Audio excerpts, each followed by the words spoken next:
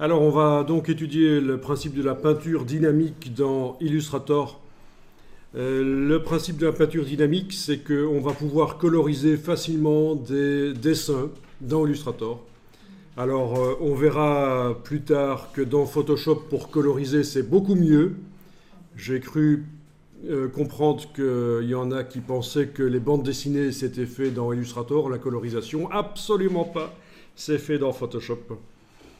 Euh, oui, pour avoir la texture, le volume plus facilement, oui, oui. Donc, sachez-le, on va voir la colorisation de dessins dans Illustrator, mais Photoshop convient mieux pour aller plus loin, en fait. Alors, on va démarrer d'un dessin qu'on va trouver sur le web. Bien sûr, vous pourriez scanner un de vos dessins et le vectoriser. Donc, pour répondre à ta question, si on colorise sur Photoshop, on va faire ça sur un dessin à haute résolution. Donc, la netteté du dessin sera très bonne. Et si on veut, on a la possibilité, une fois qu'on a colorisé, d'enlever le dessin pixel, de ne plus garder que la colorisation, les taches de couleur, et venir replacer par-dessus du vecteur.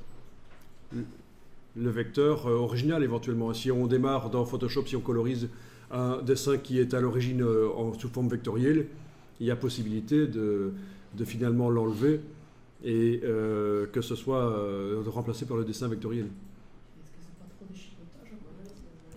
Voilà, donc quoi qu'il en soit, je vous propose de démarrer de cette image-là, que vous allez trouver en tapant Drawing, et dans Images ici, dans les outils de recherche, vous demandez Dessin au trait et Réutilisation et modification autorisée.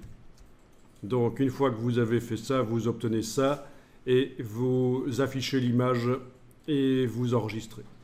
D'accord ? Donc une fois que vous avez fait un contrôle-clic sur la vignette dans Google, vous cliquez sur afficher l'image, vous arrivez là. Et c'est ça que vous enregistrez. C'est du PNG avec de la transparence, mais dans Illustrator, la transparence ne nous servira pas.